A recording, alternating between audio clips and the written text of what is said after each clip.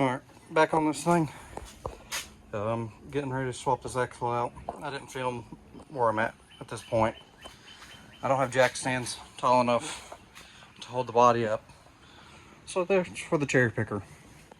Yeah, it's all in the hatch, but I'm not worried because this hatch has to get replaced anyways before I go paint. You can kind of see how tweaked all this is. So I'm doing this now before I put the new hatch on. I gotta go pick it up. But I got the shocks, limit straps, upper control arms, track bar off. All I have left to do to get this one out is the lower control arms and the brake line. I had to go get a new line wrench because mine has been misplaced, so I just got that. So I have to get brake line undone up top and get the e-brake cables undone. They're undone from the caliper. I just have to get them out of here.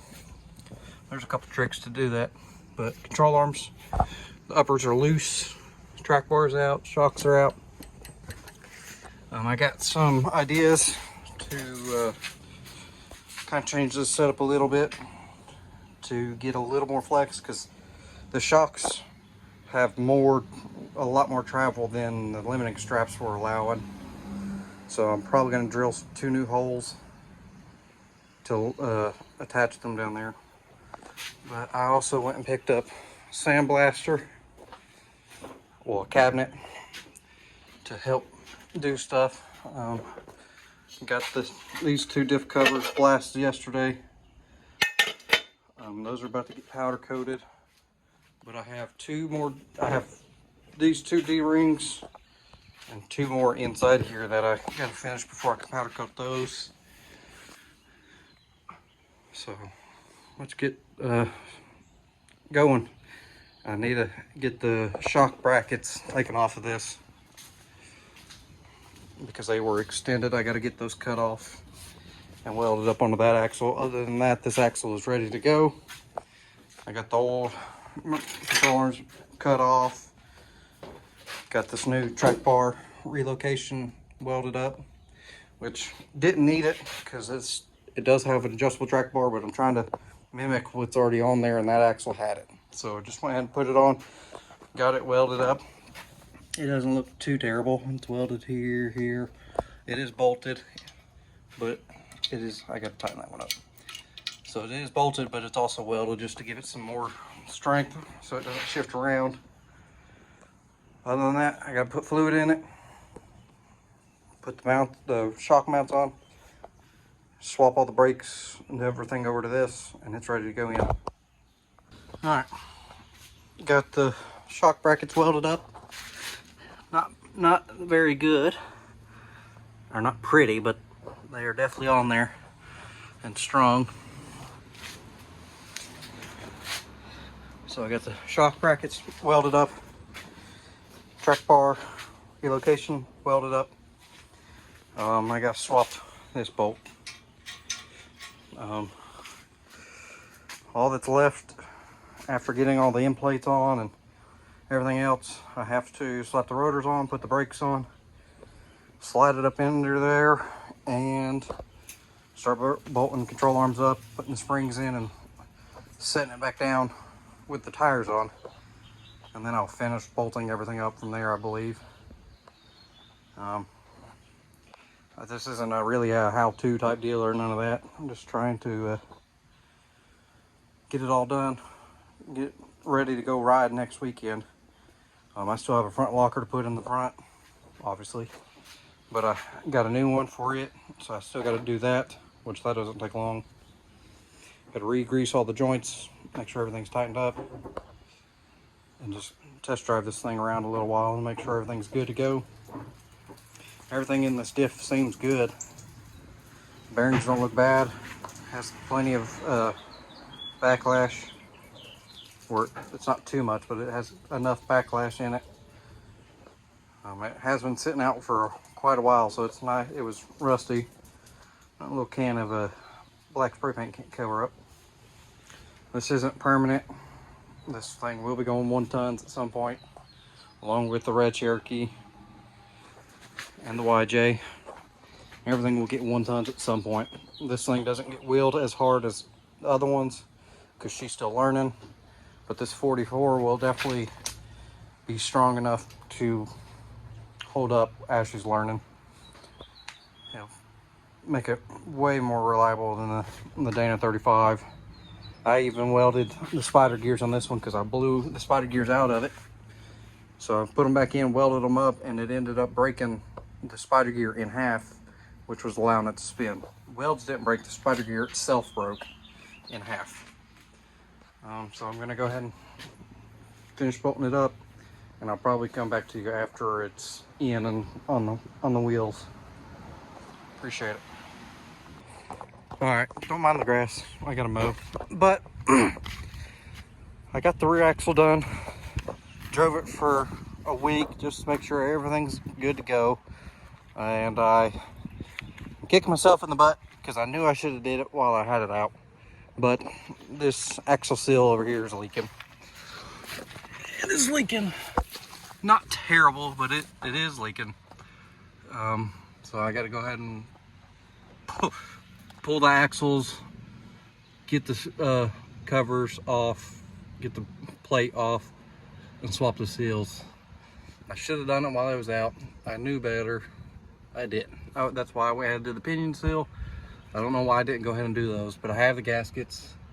And it's only this side leaking, but I got both, so I'm gonna go ahead and do both. But this thing is working just fine. Flex is still really good.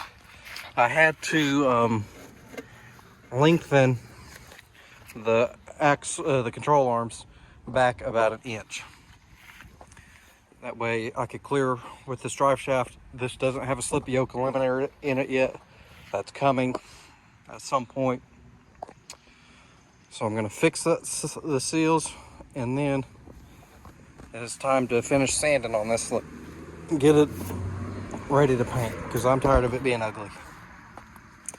I'm not doing anything with the trunk yet because I do have a new one. No, I don't have it yet, but I'm getting a new one. I need to get these shocks out and rebuilt. I gotta find someone that will rebuild them, or I need to just do it myself, figure out how. But this cage is staying. I don't need to, but it's gonna end up getting built into the rest of the cage for the rest of the Jeep at some point. But I need to get these shocks out and rebuild them, because this passenger side one is leaking. I cleaned it up. It's not leaking bad. It's just been years of leaking on it. But it's time to get the rest of this all sanded down. Finish sanding that Bondo. Get this one a little bit better. As you can see, there's still a big old gap right here that I need to fill in. And then it's time to clean it and paint it. I'm not sure exactly when it's going to happen. I'm hoping to do it next weekend if I can get it all sanded and ready to go. Like, there's still places I got to do in here. Get some of this out, some of this. I got to get the old spray paint off. The roof, I haven't really messed with the roof yet. And you can see what I've done over here. So it's time to get it all buttoned up. Get all the rusty spots. Get these ground down. But this thing's getting real close. I'm happy with it, other than getting it painted and fixing that seal. So I'm just going to end the video here, because there's no reason to pull it all apart videoing it wise. But I think the next video on this one will be when it's ready to paint, or almost ready to paint. I still have some interior stuff I got to get done. We have a grab bar that goes in here that I got to get welded in or bolted in, whatever I decide I'm doing there. Need to get the radio in. There's quite a bit of stuff I need to get done on this, but nothing too hard. Just don't ever really have the time. Also, I got a bunch of stuff coming for that one. I'm not sure exactly what I showed in the videos, but that one's got a lot of parts coming up soon to go on it. And once the parts show up, I'll do a full video on it, because there's really not many on there. on YouTube. None that are in depth. They're all 20 or 30 seconds long, really. But that one's getting turboed. The turbo's here, the wastegate's here. I was going to build a manifold, but I bit the trigger and bought a BoostWorks one. So it's a turbo manifold. We got to do quite a bit of placement and stuff. At first, I won't be running the intercooler. Just got to get it in, get the ECU plugged up, and drive around, get all the bugs worked out. And then with my spare block in the basement, we're going to start building a motor to handle some horsepower, because I'm only going to run about around 8 for this. I'm shooting for 6. If it runs 8, whatever, cool. If it's more than 8, we got to back it back down. I don't want to have to tear into this motor yet. But I'm going to stop this video here, and whenever all the rest of the parts show up, we'll start on the turbo build. Thanks for watching.